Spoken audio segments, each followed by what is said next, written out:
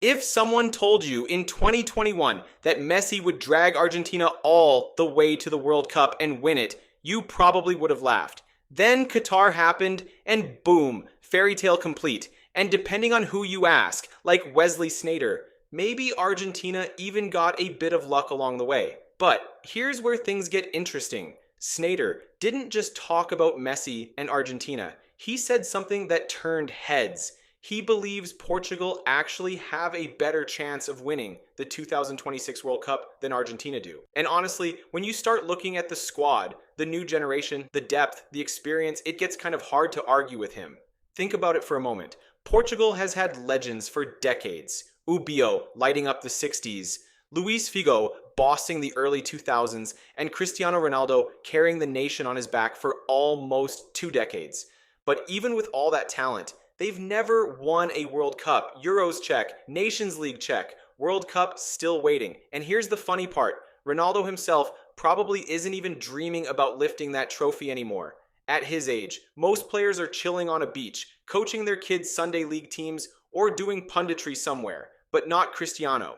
The man is still breaking records, scoring goals, and acting like age is just another defender he needs to dribble past. So today, let's dive into a massive what if. What if this is finally Portugal's moment? What if 2026 is the year everything clicks? The talent, the timing, the luck, the leadership, and Ronaldo gets the ending that his story has been teasing for years. Because trust me, if Portugal actually pull this off, the football world won't just shake, it'll explode.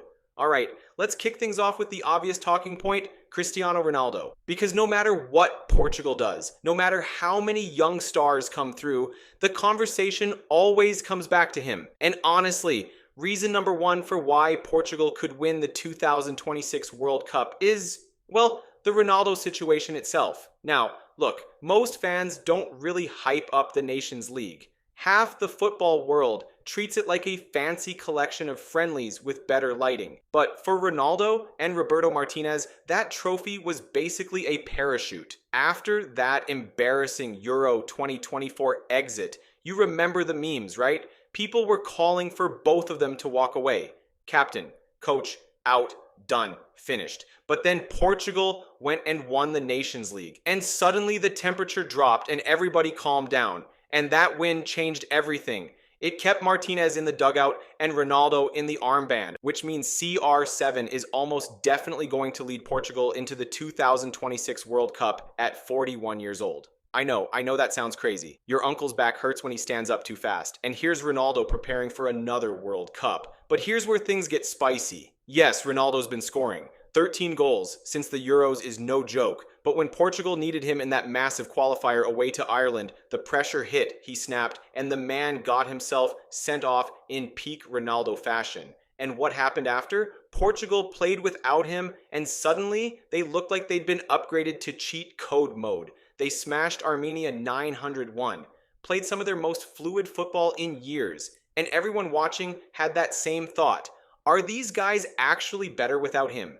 Because when you look at this squad, the talent, the mobility, the pace, the creativity, you start to feel like Ronaldo might need Portugal more than they need him. The youngsters can press, sprint, rotate, switch positions, all the stuff that a 41-year-old can't exactly do for 90 minutes. But here's the twist. Even if he's suspended for the first game or two of the World Cup, Martinez isn't benching him long term. No chance. He's built this system around Ronaldo for years. Changing it now, that's like switching the main actor halfway through a movie. Not happening.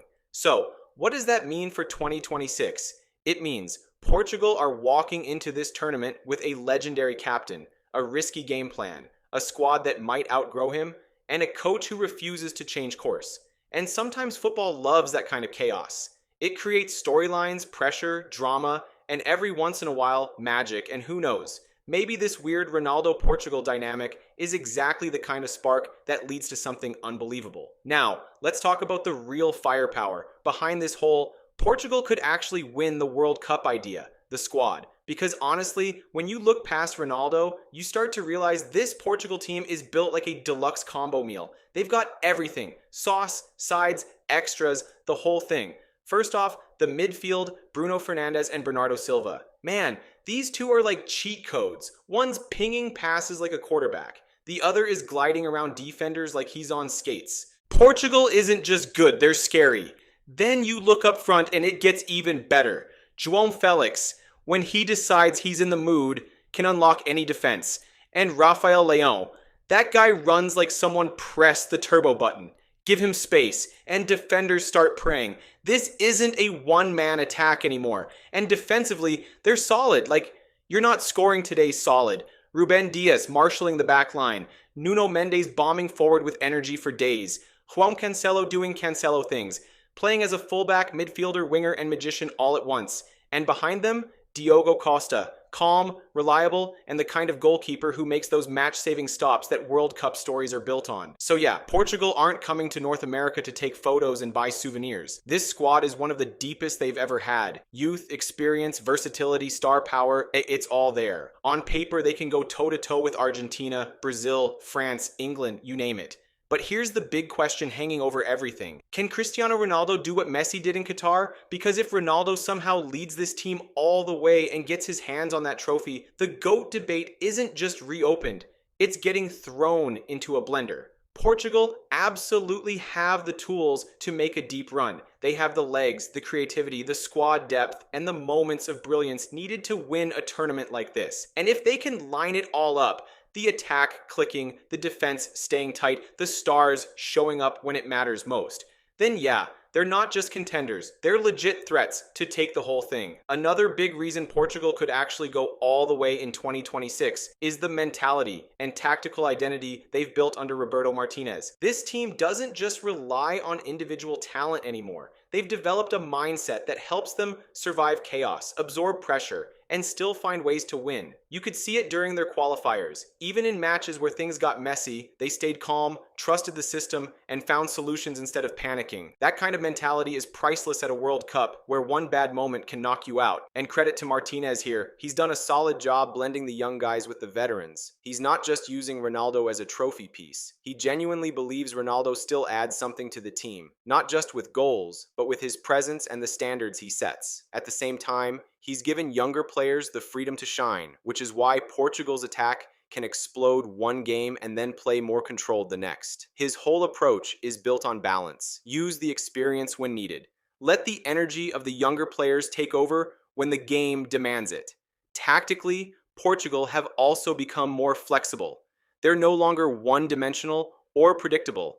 They can change gears depending on who they're facing. If they need to break a deep block, they've got the creators to do it. If they need to defend a lead and absorb pressure, the structure is there. And because the squad is so deep, Martinez can switch things up mid-game without weakening the team. That's a massive advantage in tournaments where every match feels like a different puzzle. And then there's the leadership factor. Ronaldo, even at this age, hasn't lost his hunger. The guy still wants to prove something, and that energy spreads to everyone around him. When young players look at someone who's won everything and is still pushing himself like a maniac, it sets a tone. Combine that with a coach who demands focus and resilience, and you get a team that doesn't fold easily. This Portugal side has already shown they can handle pressure, grind out tough moments, and stay mentally sharp when the stakes rise. If they bring that same mindset to North America in 2026, along with their tactical flexibility and squad depth, they're going to be a nightmare for anyone who faces them. Now, let's talk about something people always forget until it's too late: